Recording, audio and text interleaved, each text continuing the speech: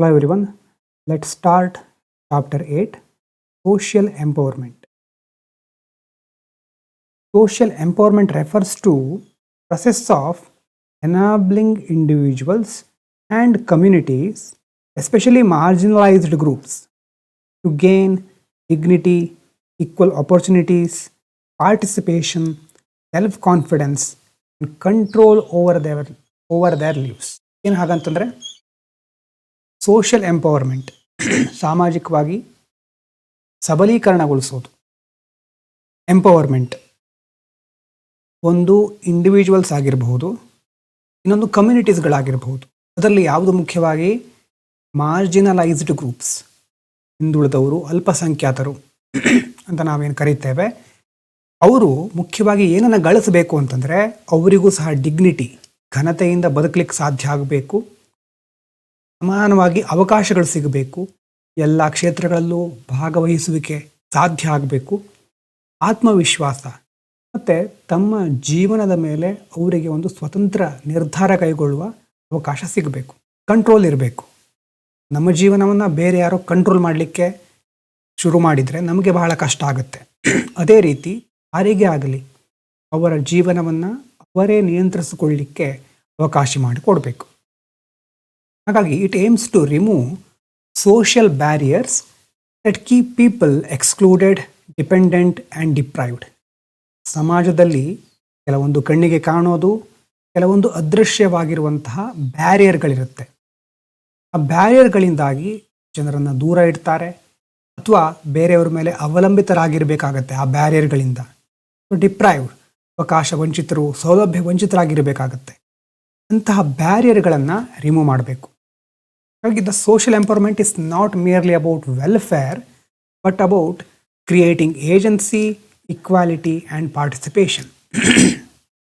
ಅಂದರೆ social empowerment ಅಂದರೆ just welfare, ಕಲ್ಯಾಣ ಕಾರ್ಯಕ್ರಮಗಳು ಮಾತ್ರ ಅಲ್ಲ, ಅವರಿಗೋಸ್ಕರ ಸಮಾನವಾದ, ಭಾಗವಹಿಸಲಿಕ್ಕೆ ಸಾಧ್ಯ ಆಗಿರುವಂತಹ, ಅಂದರೆ ಅವರಿಗೂ ಅವಕಾಶ ಸಿಗಬೇಕಾದಂತಹ ಒಂದು ವಾತಾವರಣ ಸೃಷ್ಟಿ ಮಾಡಬೇಕು. ಇನ್ನು ಇದರಲ್ಲಿ ಬೇರೆ ಮೀನಿಂಗ್ ಏನಿದೆ ಇದರದ್ದು ಅಂತ ನೋಡೋದಾದರೆ, social empowerment means transforming people from passive beneficiaries to active decision makers and stakeholders. ಸರ್ಕಾರದ ಯಾವುದೋ ಒಂದು ಯೋಜನೆ ಇದೆ, ನರೇಗಾ ಅಂತ ಬಂತು ಅಥವಾ ಜಿ ಅಂತ ಇರಬಹುದು. ಯೋಜನೆಯಿಂದ ಉಪಯೋಗ ಪಡ್ಕೊಳ್ಳೋರು ಯಾರು? ಬೆನಿಫಿಷಿಯರೀಸ್. ಈ ಬೆನಿಫಿಷಿಯರೀಸ್ ಅಂದರೆ ಫಲಾನುಭವಿಗಳು. ವ್ಯಕ್ತಿ ಅಥವಾ ಯಾವುದೋ ಒಂದು ಸಮುದಾಯ ಕೇವಲ ಫಲಾನುಭವಿಗಳಾಗಿ ಉಳಿಬಾರ್ದು. ಫಲಾನುಭವಿಗಳಾಗೋದ್ರ ಜೊತೆ ಅವರ ಜೀವನದ ನಿರ್ಧಾರ, ಡಿಸಿಷನ್ ಮೇಕರ್ಸ್ ಅವರೇ ಆಗಿರಬೇಕು. ಸರ್ಕಾರ ಕೈಗೊಳ್ಳುವ ಕ್ರಮಗಳಲ್ಲಿ ಆ್ಯಕ್ಟಿವ್ ಸ್ಟೇಕ್ ಹೋಲ್ಡರ್ಗಳಾಗಿರಬೇಕು, ಅಂದರೆ ಸಕ್ರಿಯ ಪಾಲುದಾರರಾಗಿರಬೇಕು. ಪಾಲುದಾರರಾಗೋದು ಅಂತಂದರೆ ಅವರ ಒಂದು ಅಭಿಪ್ರಾಯಕ್ಕೆ ಅಲ್ಲಿ ಬೆಲೆ ಇರುತ್ತೆ. So it involves changing unequal social relations. ಅಸಮಾನವಾದ ಎಷ್ಟೋ ಸಂಬಂಧಗಳನ್ನು ಬದಲಾಯಿಸೋದು, ಸಾಮಾಜಿಕ ಸಂಬಂಧಗಳನ್ನು, ಡಿಸ್ಕ್ರಿಮಿನೇಷನನ್ನು ಚಾಲೆಂಜ್ ಮಾಡೋದು, ಮತ್ತು ಆಕ್ಸೆಸ್ ಟು ಆಪರ್ಚುನಿಟೀಸ್, ಪ್ರತಿಯೊಬ್ಬರಿಗೂ ಅವಕಾಶಗಳ ಒಂದು ಲಭ್ಯತೆ ಇರಬೇಕು ಸಮಾನವಾಗಿ. ಭಾರತದಲ್ಲಿ ಇದು ಯಾಕೆ important? Why social empowerment is important in India ಆದರೆ, Indian society historically witnessed caste discrimination ಮೊದಲಿಂದ ಇದೆ. Patriarchy, tribal exclusion, religious marginalisation, disability based exclusion, ಇದೆಲ್ಲ ಆಲ್ರೆಡಿ ಮುಂದುವರ್ಕೊಂಡು ಬಂದಿದೆ. ಹಾಗಾಗಿ ಯಾರು ಹಿಂದುಳಿದಿದ್ದಾರೋ ಅವರನ್ನು ಸಹ ನಾವು ಮುಂದೆ ತರಬೇಕು. Inclusive development, democracy, social justice, national integration ಇದೆಲ್ಲವನ್ನು ಸಾಧಿಸಬೇಕು ಅಂತಂದರೆ ಏನಾಗಬೇಕು? ಸೋಷಿಯಲ್ ಎಂಪವರ್ಮೆಂಟ್ ಆಗಬೇಕು. ಹಾಗಾದರೆ ಎಂಪವರ್ಮೆಂಟಿನ ಡಿಫ್ರೆಂಟ್ ಡೈಮೆನ್ಷನ್ಗಳು ಏನೇನು? Empowerment is multi dimensional because exclusion occurs in multiple forms. Exclusion ಅನ್ನೋದು ಬೇರೆ ಬೇರೆ ಫಾರ್ಮಲ್ಲಿ ಆಗ್ತಾ ಇರಬೇಕಾದ್ರೆ ಎಂಪವರ್ಮೆಂಟ್ ಸಹ ಆ ಒಂದು ಎಲ್ಲ ಹಂತಗಳನ್ನು ಪರಿಗಣಿಸಬೇಕಾಗತ್ತೆ. ಮೊದಲನೇದು ಸೋಷಿಯಲ್ ಎಂಪವರ್ಮೆಂಟ್. ಯಾವುದರ ಮೇಲೆ ಫೋಕಸ್ ಮಾಡೋದು? ಡಿಗ್ನಿಟಿ, ಇಕ್ವಾಲಿಟಿ, ಸೋಷಿಯಲ್ ಇನ್ಕ್ಲೂಷನ್, ಡಿಸ್ಕ್ರಿಮಿನೇಷನ್ನ ಎಂಡ್ ಮಾಡೋದು. ಉದಾಹರಣೆಗೆ ಅನ್ಟಚಬಿಲಿಟಿಯನ್ನು ಬ್ಯಾನ್ ಮಾಡಿರೋದು ಇರಬಹುದು, ಕಾಸ್ಟ್ ಸ್ಟಿಗ್ಮಾವನ್ನು ದೂರ ಮಾಡೋದು. Without social dignity, economic and political gains alone are insufficient. Social dignity ಇಲ್ಲದೆ ಕೇವಲ ಎಕನಾಮಿಕ್ ಅಥವಾ ಪೊಲಿಟಿಕಲ್ ಗೇನ್ಸ್ ಸಿಕ್ಕಿದ್ರೆ ಅದು ಸಮರ್ಪಕವಾಗಿ ಜೀವನ ನಡೆಸಲಿಕ್ಕೆ ಸಾಕಾಗೋದಿಲ್ಲ, insufficient. So even economically successful lower caste individuals may still face social discrimination. Economically ಒಂದು ಒಳ್ಳೆಯ ಉದ್ಯೋಗ ಮಾಡ್ತಾ ಹಣವನ್ನು ಗಳಿಸ್ತಾ ಒಳ್ಳೆಯ ಹಂತಕ್ಕೆ ತಲುಪಿದ್ರೂ ಸಹ ಅವರು ಸಹ ಸಮಾಜದಿಂದ ಡಿಸ್ಕ್ರಿಮಿನೇಷನನ್ನು, ತಾರತಮ್ಯವನ್ನು ಎದುರಿಸಬೇಕಾಗಬಹುದು. ಮೊದಲನೇದು ಸೋಷಿಯಲ್ ಎಂಪವರ್ಮೆಂಟ್. ಎರಡನೇದು ನೋಡಿ ಇಕನಾಮಿಕ್ ಎಂಪವರ್ಮೆಂಟ್. ಅಂದರೆ income, employment, land, capital, productive resource ಇದಕ್ಕೆ ಆಕ್ಸೆಸ್ ಸಿಗಬೇಕು. ಉದಾಹರಣೆಗೆ ವಿಮೆನ್ ಸೆಲ್ಫ್ ಹೆಲ್ಪ್ ಗ್ರೂಪ್ಸ್, ಅವರಿಗೆ ಮೈಕ್ರೋ ಫೈನಾನ್ಸ್ ಲೋನ್ ಸಿಗುತ್ತೆ. ಇದು ಒಂದು ವಿಧಾನ ಎಂಪವರ್ಮೆಂಟ್ ಮಾಡಲಿಕ್ಕೆ.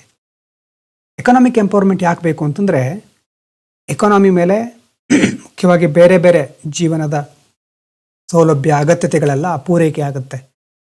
ಒಂದು ವೇಳೆ ಎಕಾನಮಿ ಆರ್ಥಿಕವಾಗಿ ನೀವು ಇನ್ನೊಬ್ಬರ ಮೇಲೆ ಅವಲಂಬಿತರಾಗಿದ್ದರೆ ಅದು ಎಕ್ಸ್ಪ್ಲಾಯಿಟೇಷನ್ಗೆ ಕಾರಣ ಆಗಬಹುದು. ಬಾರ್ಗೇನಿಂಗ್ ಪವರ್, ಚೌಕಾಸಿ ಮಾಡೋದು ಅಂತೇನು ಹೇಳ್ತೇವೆ, ಆ ಬಾರ್ಗೇನಿಂಗ್ ಪವರ್ ಇರೋದಿಲ್ಲ. ಸಾಮಾಜಿಕವಾಗಿ ದುರ್ಬಲರಾಗಿರಬೇಕಾಗತ್ತೆ. ಹಾಗೆಯೇ economic independence strengthens social freedom.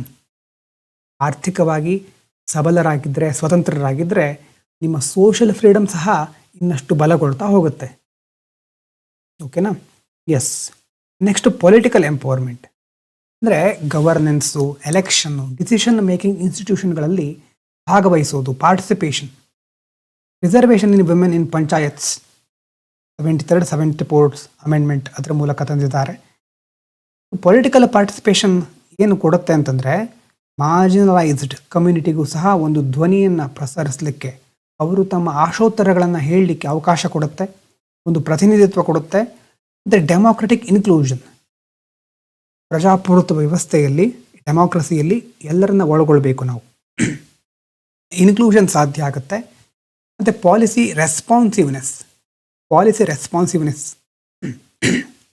ಅಂದರೆ ಈಗ ಯಾವಾಗ ವ್ಯಕ್ತಿಗಳು, ಯಾವುದೇ ವ್ಯಕ್ತಿ ಸಮಾಜದಲ್ಲಿ, ಮಹಿಳೆ ಇರ್ಬೋದು, ಪುರುಷ ಇರಬಹುದು, ಹೆಚ್ಚಾಗಿ ಭಾಗವಹಿಸ್ತಾರೋ, ಸಮಾಜದ ಅಥವಾ ರಾಜಕೀಯದ ಬೇರೆ ಬೇರೆ ಅಂಗಗಳಲ್ಲಿ ಭಾಗವಹಿಸ್ತಾರೋ, ಆವಾಗ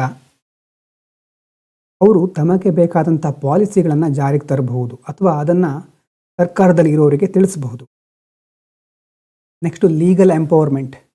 ಅಂದರೆ ಲೀಗಲ್ ಆಗಿ ನಮಗೆ ಏನು ಹಕ್ಕಿದೆ, ನಮಗೆ ಯಾವ್ಯಾವ ಹಕ್ಕುಗಳಿದೆ, ನಮ್ಮ ಅಧಿಕಾರಗಳೇನು, ಕಾನ್ಸ್ಟಿಟ್ಯೂಷನಲ್ ರೈಟ್ಸ್ ಏನು, ಜಸ್ಟಿಸ್, ಲೀಗಲ್ ರೆಮಿಡೀಸ್ ಇದೆಲ್ಲವನ್ನು ನಾವು ಪಡ್ಕೊಳ್ಳೋದು ಸರಿಯಾಗಿ. ಅವೇರ್ನೆಸ್ ಆ್ಯಂಡ್ ಆಕ್ಸೆಸ್, ಇದರ ಬಗ್ಗೆ ತಿಳ್ಕೊಳ್ಳೋದು, ಇದನ್ನು ಪಡ್ಕೊಳ್ಳೋದು. ಉದಾಹರಣೆಗೆ SC/ST prevention of atrocities act ಅಂತ ಇದೆ, domestic violence act, RTI act. ಇಂಥ ಆ್ಯಕ್ಟ್ಗಳು ಪ್ರಜೆಗಳಿಗೋಸ್ಕರನೇ ಇರೋದಾಗಿದ್ದರೂ ಅದರ ಬಗ್ಗೆ ಅರಿವು ಇರೋದಿಲ್ಲ, ಅದನ್ನು ಹೇಗೆ ಬಳಸ್ಕೊಳ್ಳೋದು ಅಂತ ಗೊತ್ತಿರೋದಿಲ್ಲ. ಲೀಗಲ್ ಎಂಪವರ್ಮೆಂಟ್ ಅಂತಂದರೆ ಇದರ ಅರಿವು ಮೂಡಿಸೋದು, ಇದನ್ನು ಬಳಸ್ಕೊಳ್ಳೋ ಥರ ಮಾಡೋದು. ಅದಕ್ಕೋಸ್ಕರ ಲೀಗಲ್ ಲಿಟ್ರಸಿ ಇಸ್ ಇಂಪಾರ್ಟೆಂಟ್. ಯಾವಾಗ ವ್ಯಕ್ತಿಗಳಿಗೆ ಸಮಾಜದಲ್ಲಿ ತಮಗೇನು ಹಕ್ಕುಗಳಿದೆ ಗೊತ್ತಾಗುತ್ತೋ, ಮತ್ತು ಇನ್ಸ್ಟಿಟ್ಯೂಷನ್ಗಳನ್ನು ಅವರು ಆಕ್ಸೆಸ್ ಮಾಡಲಿಕ್ಕಾಗುತ್ತೋ, ನ್ಯಾಯವನ್ನು ಪಡ್ಕೊಳ್ಳಿಕ್ಕಾಗುತ್ತೋ, ಆಗ ಮಾತ್ರ ಈ ಎಲ್ಲ ರೈಟ್ಸ್ಗಳಿಗೆ ಒಂದು ಅರ್ಥ.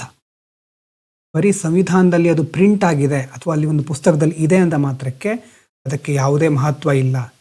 ಅದನ್ನು ಬೇರೆಯವರು ತಿಳ್ಕೊಳ್ಬೇಕು, ಪ್ರಜೆಗಳಾದ ನಾವು ತಿಳ್ಕೊಳ್ಬೇಕು. ಇನ್ಸ್ಟಿಟ್ಯೂಷನ್ಗಳನ್ನ ಆಕ್ಸೆಸ್ ಮಾಡಬೇಕು ಅಂದರೆ ನಮಗೆ ಆ ಇನ್ಸ್ಟಿಟ್ಯೂಷನ್ಗಳು ಓಪನ್ ಆಗಿರಬೇಕು. ನಾವು ಹೋಗಿ ಕೇಳಿದರೆ ನಮಗೆ ಆ ಸೌಲಭ್ಯಗಳು ಸಿಗಬೇಕು. ಜಸ್ಟಿಸ್ ಅಥವಾ ನ್ಯಾಯವನ್ನು ಪಡ್ಕೊಳ್ಳೋದು ಎಲ್ಲ ಇದ್ದಾಗ ಮಾತ್ರ ರೈಟ್ಸ್ ಆರ್ ಮೀನಿಂಗ್ಫುಲ್ ಅಂತ ಹೇಳ್ಬೋದು. ಮತ್ತು ಇಲ್ಲಿ ವಲ್ನರಬಲ್ ಸೆಕ್ಷನ್ಸ್ ಅಂತ ಬರುತ್ತೆ. ಸಮಾಜದಲ್ಲಿ ಕೆಲವು ವರ್ಗಗಳು ತುಂಬ ದುರ್ಬಲ ವರ್ಗಗಳು ಅಂತ ನಾವು ಕರೀತೇವೆ. ಅಂದರೆ ಆ ವ್ಯಕ್ತಿಗಳು ವೈಯಕ್ತಿಕವಾಗಿ ದುರ್ಬಲರು ಅಂತ ಅಲ್ಲ, ಅಂದರೆ ಸಮಾಜದಲ್ಲಿ ಅವರಿಗೆ ಸರಿಯಾದ ಸ್ಥಾನಮಾನ, ಆದ್ಯತೆ ಅಥವಾ ಇನ್ನೂ ಹೆಚ್ಚಿನ ಅವಕಾಶಗಳು ಸರಿಯಾಗಿ ಸಿಗ್ತಾ ಇಲ್ಲ. ಆ ವಲ್ನರಬಲ್ ಸೆಕ್ಷನ್ಸ್ ಅವರಿಗೇನು ಅಗತ್ಯ ಇದೆ, ಎಂಪವರ್ಮೆಂಟ್ನ ಅಗತ್ಯ ಇದೆ. Social empowerment in India focus especially on historically marginalised groups. ಯಾರ್ಯಾರು ಬರ್ತಾರೆ ಇದರಲ್ಲಿ? SC, ಇವರು untouchability, exclusion, caste violence, occupational discrimination ಇದೆಲ್ಲವನ್ನು ಫೇಸ್ ಮಾಡ್ತಾ ಇದ್ದಾರೆ. ಹಾಗಾಗಿನೇ ಆರ್ಟಿಕಲ್ 17 ಅನ್ಟಚಬಿಲಿಟಿಯನ್ನು ಅಬಾಲಿಷ್ ಮಾಡಿದೆ. ಆದರೂ ಸಹಿತ ಉಳಿದಿರುವಂಥ ಚಾಲೆಂಜ್ ಏನು? ಡಿಸ್ಕ್ರಿಮಿನೇಷನ್ ಕಂಟಿನ್ಯೂ ಆಗ್ತಾ ಇದೆ, ಮ್ಯಾನ್ಯುವಲ್ ಸ್ಕ್ಯಾವೆಂಜಿಂಗ್ ಇದೆ, ಎಜುಕೇಷನಲ್ ಇನ್ಇಕ್ವಾಲಿಟಿ, ವಯಲೆನ್ಸ್ ಇದೆಲ್ಲ ಮುಂದುವರಿತಾ ಇದೆ. SC ಮೊದಲನೇದು. ಎರಡನೇದು ST ಅಂದರೆ ಟ್ರೈಬಲ್ ಪೀಪಲ್ಗಳಿಗೆ ಸಂಬಂಧಪಟ್ಟ ಹಾಗೆ ಸರ್ಕಾರದ ಯೋಜನೆ ಬಂದರೆ ಅವರನ್ನು ಸ್ಥಳಾಂತರಿಸ್ತಾರೆ. ಮತ್ತು ಜಿಯೋಗ್ರಾಫಿಕಲ್ ಐಸೋಲೇಷನ್, ಸಮಾಜದ ಮುಖ್ಯ ವಾಹಿನಿಯಿಂದ ಅವರು ದೂರ ಇರ್ತಾರೆ. ಹೆಲ್ತ್ ಕೇರ್, ಎಜುಕೇಷನ್ ಆಕ್ಸೆಸ್ ಅವರಿಗೆ ಇರೋದಿಲ್ಲ. ಲ್ಯಾಂಡ್ ಏಲಿಯನೇಷನ್, ಅವರನ್ನು ಸಮಾಜದಿಂದ ದೂರ ಇಟ್ಟು ಒಂದು ವೇಳೆ ನಮಗೆ ಬೇಕಾದಾಗ ಅವರ ಲ್ಯಾಂಡನ್ನು ಎನ್ಕ್ರೋಚ್ ಮಾಡ್ಕೊಳ್ತೇವೆ ಮತ್ತು ಅವರ ಲ್ಯಾಂಡಿಂದನೇ ಅವರನ್ನು ದೂರ ತಳ್ತೇವೆ.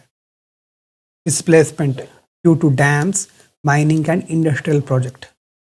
ಇದಕ್ಕೆ ಸಂಬಂಧಪಟ್ಟ ಹಾಗೆ ಫಾರೆಸ್ಟ್ ರೈಟ್ ಆ್ಯಕ್ಟ್ ಅನ್ನೋದೆಲ್ಲ ಇದೆ. ಆದರೂ ಸಹಿತ ಕೆಲವೊಂದು ಸಾರಿ ಟ್ರೈಬಲ್ ಪೀಪಲ್ಗಳಿಗೆ ಸರಿಯಾದ ಒಂದು ಹಕ್ಕುಗಳು ಸಿಗ್ತಾ ಇಲ್ಲ. ಫಾರೆಸ್ಟ್ ರೈಟ್ ಆ್ಯಕ್ಟ್ ಇರೋದು ಯಾಕಂತಂದರೆ to recognise traditional rights over forest land. ಪಾರಂಪರಿಕವಾಗಿ ಕಾಡಿನ ಮೇಲೆ ಅವಲಂಬಿತರಾಗಿರುವವರು ಅವರು. ಹಾಗಾಗಿ ಅವರ ಒಂದು ಹಕ್ಕುಗಳನ್ನು ಪುರಸ್ಕರಿಸಲಿಕ್ಕೆ ಇರುವಂಥದ್ದು ಫಾರೆಸ್ಟ್ ರೈಟ್ ಆ್ಯಕ್ಟ್. SC ಮೊದಲನೇದು. Next ST. ಈಗ ವುಮೆನ್, ಯಾರಿವರು ವಲ್ನರೇಬಲ್ ಸೆಕ್ಷನ್ಸ್. ಮೂರನೇ ವಿಮೆನ್ ಯಾವ ಸಮಸ್ಯೆನ ಅನುಭವಿಸ್ತಾರೆ? Patriarchy, gender violence, wage inequality, low work force participation, glass ceiling. Glass ceiling ಅಂತಂದರೆ ಹೇಳಿ ಏನು ಅಂತ ನೆನ್ಪು ಮಾಡ್ಕೊಳ್ಳಿ. ಮೊದಲು ಬಂದಿರೋದೇ ಇದು ಗ್ಲಾಸ್ ಸೀಲಿಂಗ್.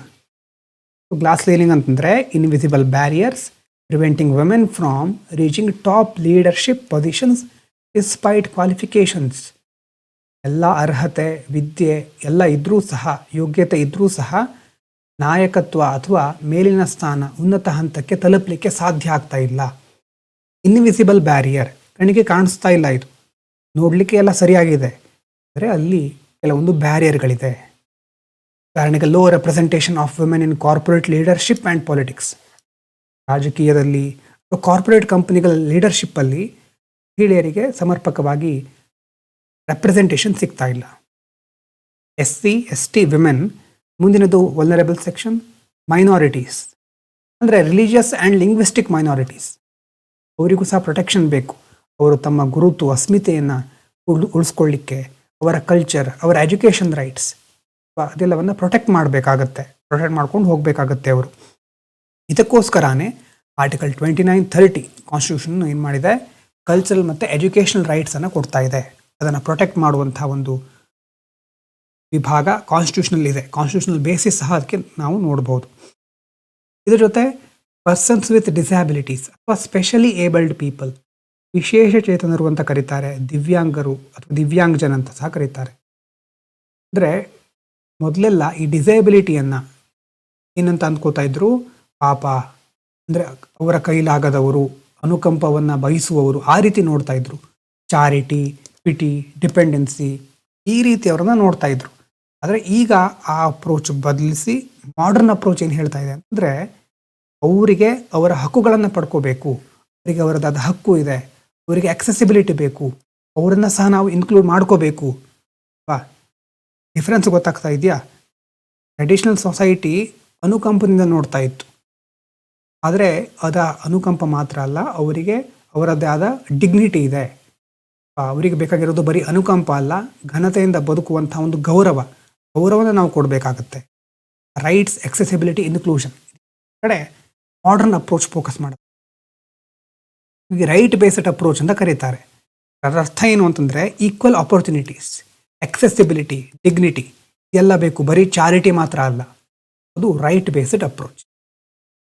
ನೆಕ್ಸ್ಟ್ ನೋಡಿ, LGBTQ ಕಮ್ಯುನಿಟಿ ಅಲ್ವಾ?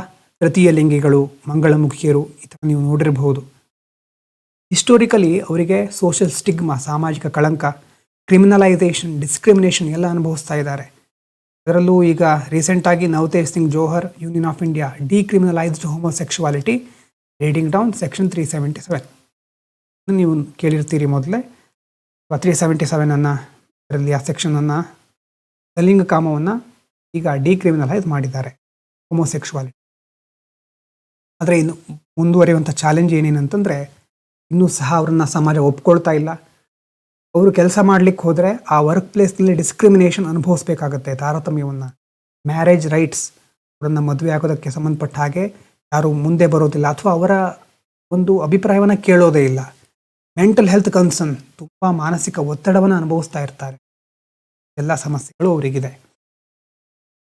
ಇದಾದಮೇಲೆ elderly population. Traditional joint family support systems are weakening. ಮೊದಲಿಂದ ಬಂದಿರುವಂಥದ್ದು ಎಲ್ಡರ್ಲಿ ಮತ್ತು ಯಂಗ್ ಎಲ್ಲ ಒಟ್ಟಿಗೆ ಇರ್ತಾ ಇದ್ರು. ಆ ಸಪೋರ್ಟ್ ಸಿಸ್ಟಮ್ ಈಗ ವೀಕ್ ಆಗ್ತಾ ಇದೆ. ಹಾಗಾದರೆ ವಯಸ್ಸಾದವರಿಗೆ ಏನೇನು ಸಮಸ್ಯೆ ಕಂಡು ಬರ್ತಾ ಇದೆ ಅಂತಂದರೆ loneliness, health care insecurity, financial dependence, neglect ಮಾಡ್ತಾ ಇದ್ದಾರೆ. ಹಣಕ್ಕೋಸ್ಕರ ಮಕ್ಕಳ ಮೇಲೆ ಅಥವಾ ಬೇರೆಯವ್ರ ಮೇಲೆ ಅವಲಂಬಿತರಾಗಬೇಕಾಗತ್ತೆ. ಹೆಲ್ತ್ ಕೇರ್, ಆರೋಗ್ಯದಲ್ಲಿ ತುಂಬ ಸಮಸ್ಯೆಗಳು ಕಾಣಿಸ್ತಾ ಇರುತ್ತೆ. ಅದರಲ್ಲೂ ಈಗ ಕೇರಳ, ತಮಿಳುನಾಡು ಇದು ಏಜಿಂಗ್ ಪೀಪಲನ್ನು ಜಾಸ್ತಿ ನಾವು ನೋಡ್ತೇವೆ. So are increasingly facing elderly care issues. ಒಂದು ಕಡೆ ಉತ್ತರ ಪ್ರದೇಶ, ಯು ಪಿ, ಬಿಹಾರ್ನಲ್ಲಿ ಪಾಪ್ಯುಲೇಷನ್ ಗ್ರೋ ಆಗ್ತಾ ಇದೆ, ಜಾಸ್ತಿ ಆಗ್ತಾ ಇದೆ. ಇಲ್ಲಿ ಏಜಿಂಗ್ ಸಮಸ್ಯೆ ಜಾಸ್ತಿ ಆಗ್ತಾ ಇದೆ. ನೋಡಿದ್ವಲ್ವ ಅದನ್ನು ಪಾಪ್ಯುಲೇಷನ್ ಇಶ್ಯೂಸಲ್ಲಿ. ಇನ್ನು ಸೋಷಿಯಲ್ ಎಂಪವರ್ಮೆಂಟಿಗೆ ಏನೇನು ಬ್ಯಾರಿಯರ್ಸ್ ಇದೆ? ಇಷ್ಟೆಲ್ಲ ವರ್ಗಗಳಿದೆ ಇಷ್ಟೊತ್ತು ನೋಡಿದ್ದು. ಯಾರ್ಯಾರು ಹೇಳಿ? ಟೋಟಲ್ಲು ABCDEFG ಇಷ್ಟಿದ್ರಲ್ಲಿ ಯಾರ್ಯಾರು ಬಂದರು? ಮೊದಲು SC, ST, ವಿಮೆನ್, ನೆಕ್ಸ್ಟ್ ಏನು ವಿಮೆನ್ ಆಯಿತು, ಮೈನಾರಿಟೀಸ್ ಆಯಿತು, ಡಿಸೇಬಿಲಿಟಿ, ಪರ್ಸನ್ಸ್ ವಿತ್ ಡಿಸೇಬಿಲಿಟೀಸ್, ಅದಾದಮೇಲೆ LGBTQ, ಆಮೇಲೆ ಎಲ್ಡರ್ಲಿ. ಇಷ್ಟು ಮುಖ್ಯವಾಗಿ ವಲ್ನರಬಲ್ ಸೆಕ್ಷನ್ಸ್ ಅಂತ ನಾವು ಕನ್ಸಿಡರ್ ಮಾಡ್ತೇವೆ. ಇವರನ್ನು ಎಂಪವರ್ ಮಾಡಬೇಕು. ಆದರೆ ಇಲ್ಲೂ ಸಹ ಸಮಸ್ಯೆ ಇದೆ. ಯಾವ ಸಮಸ್ಯೆಗಳು ಅಂತಂದರೆ, ಮೊದಲೇದು ಸ್ಟ್ರಕ್ಚರಲ್ ಬ್ಯಾರಿಯರ್ಸ್. ಅಂದರೆ ಕಾಸ್ಟ್ ಹೈರಾರ್ಕಿ, ಪೆಟ್ರಿಯಾರ್ಕಿ, ಸೋಷಿಯಲ್ ಕನ್ಸರ್ವೇಟಿಸಮ್, ಇದೆಲ್ಲ ಏನು ಡೀಪ್ ರೂಟೆಡ್ ಸಿಸ್ಟಮ್ಸ್. ಇದು ಒಬ್ಬ ವ್ಯಕ್ತಿಯಿಂದ ಮುಂದುವರಿತಾ ಇರೋದಲ್ಲ, ಇಡೀ ಸಮಾಜ ಇವುಗಳನ್ನು ಒಪ್ಕೊಂಡು ಮುಂದುವರ್ಸ್ಕೊಂಡು ಬರ್ತಾ ಇದೆ. So these reproduce inequality across generation. ಒಂದೇ ಜನರೇಷನ್ ಅಲ್ಲ, ಮುಂದುವರ್ಕೊಂಡು ಬರ್ತಾನೆ ಇದೆ. ಎಲ್ಲರೂ ಅದೇ ಸರಿ ಅಂತ ಅಂದ್ಕೊಂಡ್ಬಿಟ್ಟಿದ್ದಾರೆ. Structural barrier. Next educational inequality. Quality education ಸಿಕ್ಕೋದಿಲ್ಲ. ಆವಾಗ ಎಜುಕೇಷನ್ ಇಲ್ಲದೆ ಇದ್ದರೆ ಸೋಷಿಯಲ್ ಆಗಿ ಒಳ್ಳೆಯ ಜಾಬ್, ಒಳ್ಳೆಯ ಉದ್ಯೋಗ ಅಥವಾ ಹಣಕಾಸಿನ ಒಂದು ನೆರವು ಪಡ್ಕೊಳ್ಳಿಕ್ಕೆ ಆಗೋದಿಲ್ಲ. ತಮ್ಮ ರೈಟ್ಸ್ ಬಗ್ಗೆ ಅವೇರ್ನೆಸ್ ಇರೋದಿಲ್ಲ. ಸ್ಕಿಲ್ ಡೆವಲಪ್ಮೆಂಟ್ ಅವೇರ್ನೆಸ್ ಇದು ಯಾವುದೂ ಇರೋದಿಲ್ಲ. ಹಾಗಾಗಿ higher drop out rates among marginalised groups. ಈ ಅಲ್ಪಸಂಖ್ಯಾತರು ಅವರಲ್ಲೇ ಹೆಚ್ಚಿನ ಡ್ರಾಪ್ ಔಟ್ ರೇಟ್, ಶಾಲೆ ಬಿಡುವವರ ಪ್ರಮಾಣ ಜಾಸ್ತಿ ಇದೆ.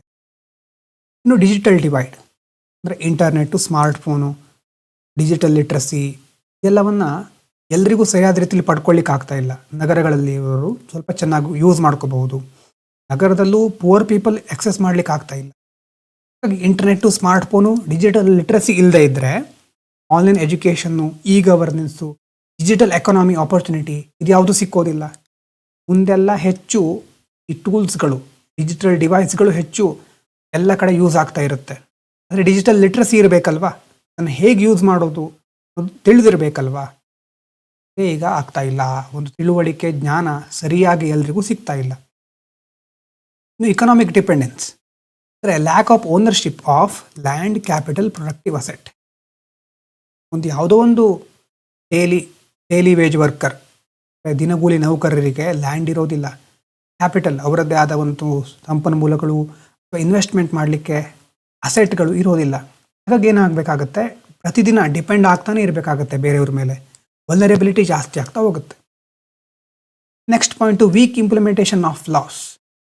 ನಮ್ಮ ದೇಶದಲ್ಲಿ ಲಾಗಳಿಗೇನು ಕೊರತೆ ಇಲ್ಲ, ಆದರೆ ಇಂಪ್ಲಿಮೆಂಟೇಷನ್ ಸರಿಯಾಗಿ ಆಗ್ತಾ ಇಲ್ಲ.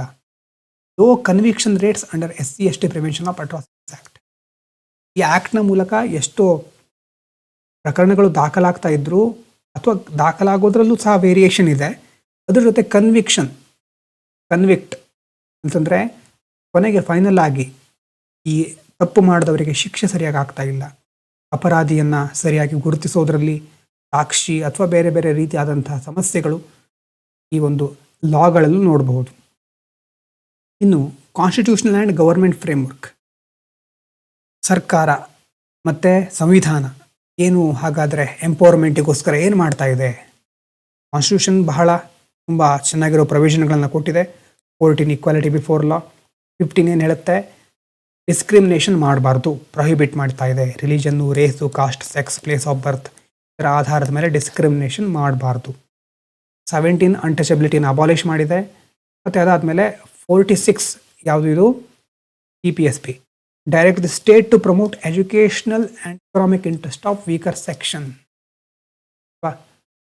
State directive principle of state policy. ಹಾಗಾಗಿ ಅಲ್ಲಿ ಅದನ್ನು ನಾವು ನೋಡ್ಬೋದು. ಸ್ಟೇಟ್ ಏನು ಮಾಡಬೇಕು, ವೀಕರ್ ಸೆಕ್ಷನ್ನಿನ ಎಜುಕೇಷನ್ ಮತ್ತು ಎಕನಾಮಿಕ್ ಇಂಟ್ರೆಸ್ಟನ್ನು ಪ್ರಮೋಟ್ ಮಾಡಬೇಕಾಗತ್ತೆ.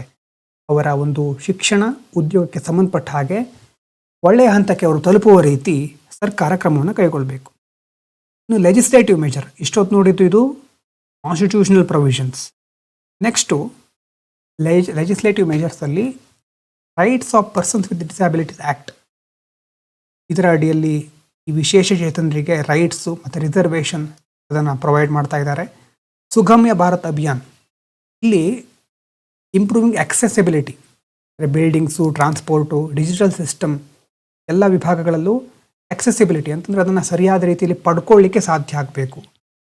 ಇನ್ನು transgender person act provides legal recognition protection to transgender person. ರೀಸೆಂಟಾಗಿ ಇದರ ನ್ಯೂಸ್ ಇತ್ತು, ಇದು ಒಂದ್ಸರಿ ನೋಡಿ ಟ್ರಾನ್ಸ್ಜೆಂಡರ್ ಪರ್ಸನ್ ಆ್ಯಕ್ಟ್ ಬಗ್ಗೆ ಏನು ನ್ಯೂಸ್ ಇದೆ ಅಂತ ಸರಿ ಓದ್ಕೊಳ್ಳಿ. ನಾವು ವಿಷನ್ ಮ್ಯಾಗಝಿನ್ ಅಥವಾ ಕರೆಂಟ್ ಅಫೇರ್ಸ್ ಸೆಕ್ಷನ್ ಬಂದಾಗ ಡೀಟೇಲ್ ಆಗಿ ನೋಡೋಣ. ಫಾರೆಸ್ಟ್ ರೈಟ್ ಆ್ಯಕ್ಟ್ 2006 ಯಾರ ಬಗ್ಗೆ ಇರೋದು, ಟ್ರೈಬಲ್ ಕಮ್ಯುನಿಟಿಗಳಿಗೆ ಫಾರೆಸ್ಟ್ ರೈಟ್ ಇದೆ, ಅವರು ಆ ಒಂದು ಮೂಲ ನಿವಾಸಿಗಳಾಗಿರೋದ್ರಿಂದ ಅವರು ಹೆಚ್ಚಿನ ಒಂದು ಅಧಿಕಾರವನ್ನು, ಹಕ್ಕುಗಳನ್ನು ಹೊಂದಿರ್ತಾರೆ ಅಂತ ಫಾರೆಸ್ಟ್ ರೈಟ್ಸ್ ಆ್ಯಕ್ಟ್ ಹೇಳುತ್ತೆ. ಇನ್ನು ಕೆಲವೊಂದು ಟೇಬಲ್ ಇದೆ ಇಲ್ಲಿ. ಟಾರ್ಗೆಟ್ ಗ್ರೂಪ್ ವುಮೆನಿಗೋಸ್ಕರ ಇರೋದು, ಸ್ಟ್ಯಾಂಡ್ ಅಪ್ ಇಂಡಿಯಾ ಸ್ಕೀಮ್ ಇದೆ, ಆಂಟರ್ಪ್ರಿನರ್ಶಿಪ್ ಸಪೋರ್ಟ್ ಕೊಡ್ತಾರೆ ಇದರ ಮೂಲಕ. SC/ST ಯೂತ್ಸಿಗೋಸ್ಕರ ವೆಂಚರ್ ಕ್ಯಾಪಿಟಲ್ ಫಂಡ್ ಇದೆ, ಯಾಕಂತಂದರೆ ಬಿಸ್ನೆಸ್ ಪ್ರಮೋಷನ್, ಹೆಚ್ಚು ಆಂಟರ್ಪ್ರಿನರ್ಶಿಪ್ ಅದರಲ್ಲಿ ಈ ಒಂದು ವರ್ಗದವರು ಮುಂದೆ ಬರಲಿ. ಸ್ಟೂಡೆಂಟಿಗೋಸ್ಕರ PM ಯಶಸ್ವಿ scholarships, marginalise ಗ್ರೂಪ್ಸಿಗೋಸ್ಕರ PM ದಕ್ಷ್ skill development ಆಬ್ಜೆಕ್ಟಿವನ್ನು ಇಟ್ಕೊಂಡಿದೆ. ಇನ್ನು ಸ್ಕಿಲ್ ಯಾಕೆ ಬೇಕು ಹೇಳಿ, skill development converts vulnerable populations into productive human capital. Skill ಬಗ್ಗೆ ಮೊದಲು ಮಾತಾಡೇ ಆಗಿದೆ. ಸ್ಕಿಲ್ ಇಲ್ಲದೆ ಇದ್ದರೆ ಉದ್ಯೋಗ ಸಿಕ್ಕೋದಿಲ್ಲ. ಯಾರಿಗೆ ಸ್ಕಿಲ್ ಇರುತ್ತೋ ಅವರು ದೇಶಕ್ಕೆ ಒಂದು ಆಸ್ತಿ ಆಗ್ತಾರೆ, ಇಲ್ಲದೆ ಇದ್ದರೆ ಒಂದು ಹೊರೆ ಆಗ್ತಾರೆ. ಇನ್ನು ರೋಲ್ ಆಫ್ ಸಿವಿಲ್ ಸೊಸೈಟಿ, ಎಲ್ಲ ಸಂದರ್ಭದಲ್ಲೂ social empowerment cannot be achieved by government alone. ಸರ್ಕಾರದಿಂದ ಮಾತ್ರ ಎಂಪವರ್ಮೆಂಟ್ ಮಾಡಲಿಕ್ಕಾಗತ್ತೆ ಅಂತ ನಾವು ಹೇಳಲಿಕ್ಕಾಗಲ್ಲ. ಸಿವಿಲ್ ಸೊಸೈಟಿ, ನಾಗರಿಕ ಸಮಾಜ ಸಹ ಪ್ರಮುಖ ಪಾತ್ರವನ್ನು ವಹಿಸುತ್ತೆ. ಉದಾಹರಣೆಗೆ ಇಲ್ಲಿ ಮೊದಲನೇದು SHGಗಳು. SHG promote savings, self help ಗ್ರೂಪ್ಗಳಿಂದ financial literacy, collective bargaining, women empowerment ಇದೆಲ್ಲ ಸಾಧ್ಯ ಇದೆ. ಕುಟುಂಬಶ್ರೀ ಎನ್ನುವಂಥ ಯೋಜನೆ ವರ್ಲ್ಡ್ ಲೆವೆಲಲ್ಲಿ SHG ನೆಟ್ವರ್ಕಲ್ಲಿ ತುಂಬ ಹೆಸರುವಾಸಿಯಾಗಿರೋದು. Poverty reduction, women entrepreneurship, local governance participation ಎಲ್ಲವನ್ನು ಅದು ಸಾಧಿಸಿದೆ. ನೆಕ್ಸ್ಟ್ SHG ಆದಮೇಲೆ NGOಗಳು ವಾಚ್ ಡಾಗ್ ಥರ ಆ್ಯಕ್ಟ್ ಮಾಡುತ್ತೆ. ಅಂದರೆ ಒಂಥರ ಕಾವಲುಗಾರರ ಥರ ಅವೇರ್ನೆಸ್ ಕ್ರಿಯೇಟ್ ಮಾಡುತ್ತೆ, ಸರ್ವಿಸ್ ಪ್ರೊವೈಡ್ ಮಾಡುತ್ತೆ, ಜನರು ಮತ್ತು ಸರ್ಕಾರದ ನಡುವೆ ಒಂಥರ ಬ್ರಿಡ್ಜ್, ಸೇತುವೆ ಥರ ವರ್ಕ್ ಮಾಡ್ತಾರೆ. ಬಚ್ಪನ್ ಬಚಾವೋ ಆಂದೋಲನ್ ಏನು ಮಾಡಿದೆ, ಚೈಲ್ಡ್ ಲೇಬರ್ ಮತ್ತು ಟ್ರಾಫಿಕಿಂಗ್ ವಿರುದ್ಧ ಹೋರಾಟವನ್ನು ಮಾಡ್ತಾ ಇದೆ. ಇನ್ನು ಎಂಪವರ್ಮೆಂಟಲ್ಲಿ ಏನೇನು ಎಮರ್ಜಿಂಗ್ ಟ್ರೆಂಡ್ ಇದೆ ಅಂತ ನೋಡೋದಾದರೆ, ಇದು ವೆಲ್ಫೇರ್. ಸ್ವಲ್ಪ ನಾವು ಆಗಲೇ ಮಾತಾಡಿದ್ವಿ. ಓಲ್ಡ್ ಅಪ್ರೋಚ್ ಏನಾಗಿತ್ತು, ಚಾರಿಟಿ ಆ್ಯಂಡ್ ವೆಲ್ಫೇರ್. ಈಗ ಅಪ್ರೋಚ್ ಏನು, ಅವರ ರೈಟ್ಸ್, ಡಿಗ್ನಿಟಿ, ಪಾರ್ಟಿಸಿಪೇಷನ್, ಇನ್ಕ್ಲೂಷನ್ ಇದರ ಮೇಲೆ ಫೋಕಸ್ ಮಾಡೋದು. ಮೊದಲು ಬೆನಿಫಿಷಿಯರಿ ಥರ ನೋಡ್ತಾ ಇದ್ರು, ಈಗ ಸ್ಟೇಕ್ ಹೋಲ್ಡರ್ ಥರ, ಫಲಾನುಭವಿ, ಸರ್ಕಾರದ ಯೋಜನೆ ಬರುತ್ತೆ ಈಗ ಸಿಕ್ಕಲಿ ಅದು ಅಂತ ಒಂದು ಥರ ಮೊದಲು ನೋಡಿದರೆ, ಇಲ್ಲ ಇವರದ್ದು ಪಾತ್ರನೂ ಪ್ರಮುಖವಾಗಿರುತ್ತೆ ಸಮಾಜದಲ್ಲಿ. People are no longer viewed as passive recipients of aid. Goal is to make them decision makers, entrepreneurs, leaders, active citizens. ಬರೀ ಪ್ಯಾಸಿವ್ ರೆಸಿಪಿಯೆಂಟ್ಸ್ ಅಲ್ಲ ಅವರು ಇದೆಲ್ಲವೂ ಆಗಿರಬೇಕು ಅಂತ ಗುರಿಯನ್ನು ಇಟ್ಕೊಂಡಿದ್ದಾರೆ. ಮತ್ತು ಇತ್ತೀಚಿನ ದಿನಗಳಲ್ಲಿ ಟೆಕ್ನಾಲಜಿ ಬಹಳ ಪ್ರಮುಖ ಪಾತ್ರವನ್ನು ವಹಿಸ್ತಾ ಇದೆ. DBT, direct benefit transfer, online education, telemedicine. Covid ಟೈಮ್ನಲ್ಲಿ ಮೊಬೈಲ್ ಮೂಲಕನೇ ಡಾಕ್ಟ್ರನ್ನ ಕಾಂಟ್ಯಾಕ್ಟ್ ಮಾಡಿ ಮಾತ್ರೆ ಅಥವಾ ಔಷಧಿಯನ್ನು ಪಡ್ಕೊಳ್ಬಹುದಿತ್ತು. ಆ ರೀತಿ ಟೆಲಿಮೆಡಿಸಿನ್, ಡಿಜಿಟಲ್ ಬ್ಯಾಂಕಿಂಗ್. ಟೆಕ್ನಾಲಜಿ ಎಂಪವರ್ಮೆಂಟಿಗೆ ಒಂದು ಒಳ್ಳೆಯ ಸಾಧನವಾಗಿ ಯೂಸ್ ಆಗ್ತಾ ಇದೆ. ಅದಕ್ಕೆ ಮುಖ್ಯವಾಗಿ ಯಾವ ಅಡೆತಡೆ ಇರಬಾರ್ದು, ಡಿಜಿಟಲ್ ಡಿವೈಡ್ ಇರಬಾರ್ದು, ಎಲ್ರಿಗೂ ಸರಿಯಾಗಿ ಆ ಟೆಕ್ನಿಕಲ್ ಇನ್ಫ್ರಾಸ್ಟ್ರಕ್ಚರ್ಗಳು ಸಿಗಬೇಕು. So digital exclusion remains a challenge. ಹಾಗಾಗಿ ಅದು ಆ ಸಮಸ್ಯೆ ನೋಡ್ಬೋದು. ಇನ್ನು ಕ್ರಿಟಿಕಲಿ ಅನಲೈಸ್ ಮಾಡೋದಾದರೆ, ಪಾಸಿಟಿವ್ ಡೆವಲಪ್ಮೆಂಟ್ ಏನು, ಕಾನ್ಸ್ಟಿಟ್ಯೂಷನ್ ಸೇಫ್ ಗಾರ್ಡ್ಗಳನ್ನು ಕೊಟ್ಟಿದೆ, ಅವೇರ್ನೆಸ್ ಜಾಸ್ತಿ ಆಗ್ತಾ ಇದೆ, ಪೊಲಿಟಿಕಲ್ ರೆಪ್ರೆಸೆಂಟೇಷನ್ ನಿಧಾನವಾಗಿ ಅದರ ಬಗ್ಗೆ ಡಿಸ್ಕಷನ್ ಆಗ್ತಾ ಇದೆ. ವೆಲ್ಫೇರ್ ಸ್ಕೀಮ್ಗಳು ಎಕ್ಸ್ಪ್ಯಾಂಡ್ ಆಗ್ತಾ ಇದೆ. ಗ್ರಾಸ್ ರೂಟ್ ಮೂವ್ಮೆಂಟ್ಗಳು ರೈಸ್ ಆಗ್ತಾ ಇದೆ ಎಲ್ಲ ಕಡೆ. ಇನ್ನು ಚಾಲೆಂಜಸ್ ಏನು ಕಂಟಿನ್ಯೂ ಆಗ್ತಾ ಇದೆ ಅಂತಂದರೆ, ಜನರ ಮನಸ್ಥಿತಿ ಪ್ರೆಜುಡೈಸ್ ಇನ್ನೂ ಇದೆ, ವೈಲೆನ್ಸ್, ಡಿಸ್ಕ್ರಿಮಿನೇಷನ್ ಇದೆ, ಮತ್ತು ಆಪರ್ಚುನಿಟೀಸ್ ಎಲ್ರಿಗೂ ಸರಿಯಾಗಿ ಸಿಗ್ತಾ ಇಲ್ಲ, ಇಂಪ್ಲಿಮೆಂಟೇಷನಲ್ಲಿ ಗ್ಯಾಪ್ಸ್ ಇದೆ, ಮತ್ತು ಡಿಜಿಟಲ್ ಆ್ಯಂಡ್ ಎಜುಕೇಷನಲ್ ಇನ್ಇಕ್ವಾಲಿಟಿ ಇದು ಎಲ್ಲ ಕಡೆ ನಾವು ನೋಡ್ಬೋದು. ಅಂಬೇಡ್ಕರ್ ಅವರು ಅದಕ್ಕೆ ಹೇಳ್ತಾರೆ, ಎಜುಕೇಟ್, ಎಜಿಟೇಟ್, ಆರ್ಗನೈಸ್ ಅಂತ. ಎಜುಕೇಷನಿಂದ ಅವೇರ್ನೆಸ್ ಕ್ರಿಯೇಟ್ ಆಗುತ್ತೆ. Agitation creates social change. Organisation creates collective power. Educate, agitate, organise ಬಹಳ ಪವರ್ಫುಲ್ ಆದಂಥ ಸ್ಟೇಟ್ಮೆಂಟ್ ಇದು. ಬೇರೆ ಕಡೆ ಎಸ್ಸೆಗಳಲ್ಲೂ ಯೂಸ್ ಮಾಡ್ಕೋಬಹುದು. ಹಾಗಾಗಿ social empowerment is the foundation of inclusive and democratic development. ಸಾಮಾಜಿಕವಾಗಿ ಎಲ್ರಿಗೂ ಸರಿಯಾದ ಸೌಲಭ್ಯಗಳು, ಅವಕಾಶಗಳು ಸಿಕ್ಕಿದಾಗ ಮಾತ್ರ ನಾವೇನು ಹೇಳ್ತೇವೆ, ಎಲ್ಲರನ್ನ ಒಳಗೊಂಡ ಬೆಳವಣಿಗೆ, ಸಮಗ್ರ ಬೆಳವಣಿಗೆ, ಇನ್ಕ್ಲೂಸಿವ್ ಡೆವಲಪ್ಮೆಂಟ್, ಡೆಮೋಕ್ರೆಟಿಕ್ ಡೆವಲಪ್ಮೆಂಟ್ ಎಲ್ಲವನ್ನು ಸಾಧಿಸಲಿಕ್ಕೆ ಸಾಧ್ಯ. So true empowerment goes beyond welfare and requires ensuring dignity, equality, participation and agency for all sections of society. ಸಮಾಜದ ಪ್ರತಿ ವರ್ಗದವರಿಗೂ ಇಕ್ವಾಲಿಟಿ, ಪಾರ್ಟಿಸಿಪೇಷನ್, ಏಜೆನ್ಸಿ, ಡಿಗ್ನಿಟಿ ಪ್ರತಿಯೊಂದು ಇರಬೇಕು. India's progress depends not only on economic growth but also on how effectively, ನೋಡಿ, economic growth ಮೇಲೆ ಮಾತ್ರ depend ಆಗಿರೋದಲ್ಲ, how effectively it empowers its historically marginalized communities. ಇಲ್ಲಿಂದ ಕಷ್ಟವನ್ನು ಅನುಭವಿಸ್ತಾ ಬಂದಿರುವಂತಹ ಕಮ್ಯುನಿಟಿಗಳನ್ನು ಎಷ್ಟು ಬೇಗ ಅದು ನೇಷನ್ ಬಿಲ್ಡಿಂಗಲ್ಲಿ ಈಕ್ವಲ್ ಪಾರ್ಟ್ನರ್ಗಳಾಗಿ ಕನ್ಸಿಡರ್ ಮಾಡುತ್ತೆ ಭಾರತ, ಬಹಳ ಇಂಪಾರ್ಟೆಂಟ್ ಆಗ್ತಾ ಇದೆಯಾ ಅಂತಂದರೆ, ಯಾರು ತುಳಿತಕ್ಕೊಳಗಾಗಿದ್ದರೋ, ಯಾರು ಹಿಂದುಳಿದಿದ್ದಾರೋ, ಯಾರು ಅಲ್ಪಸಂಖ್ಯಾತರಿದ್ದಾರೋ ಅವರು ಸಹ ನಮ್ಮ ದೇಶಕ್ಕೆ ಪ್ರಮುಖವಾದಂಥ ಆಸ್ತಿ. ಅವರ ಅವಶ್ಯಕತೆ ತುಂಬ ಇದೆ. ಅವರನ್ನು ಸರಿಯಾಗಿ ನಾವು ನೋಡ್ಕೊಳ್ಬೇಕು. ಅವರಿಗೆ ಸರಿಯಾದ ಕೌಶಲ್ಯ, ಜಾಬ್, ಸ್ಕಿಲ್, ಎಂಪ್ಲಾಯ್ಮೆಂಟ್ ಎಲ್ಲವನ್ನು ಕೊಡಬೇಕು. ಮಾತ್ರ ಸೋಷಿಯಲಿ ಎಂಪವರ್ಡ್ ಸೊಸೈಟಿಯನ್ನು ನಾವು ಕ್ರಿಯೇಟ್ ಮಾಡಬಹುದು. ಕಾನ್ಸೆಪ್ಟ್ ಅರ್ಥ ಆಗಿರ್ಬೋದು ಅಂತ ಅಂದ್ಕೊಳ್ತೇನೆ.